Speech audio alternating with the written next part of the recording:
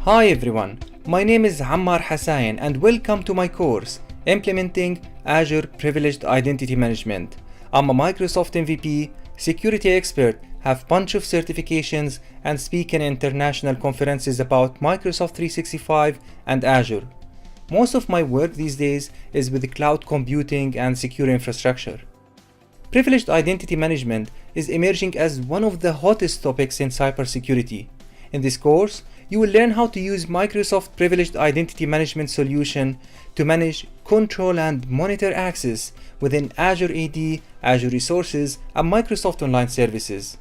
Some of the major topics that we will cover include what is Microsoft Privileged Identity Management and how to enable it in your tenant, when to use just-in-time access to activate a role, how to configure approval workflow before activating that role, and how to use access reviews to mitigate the risk of stale admins. By the end of this course, you will know how Microsoft Privileged Identity Management can help you mitigate the risk of compromised privileged identities in your organization. Before beginning this course, you should be familiar with Azure and Azure Role-Based Access Control.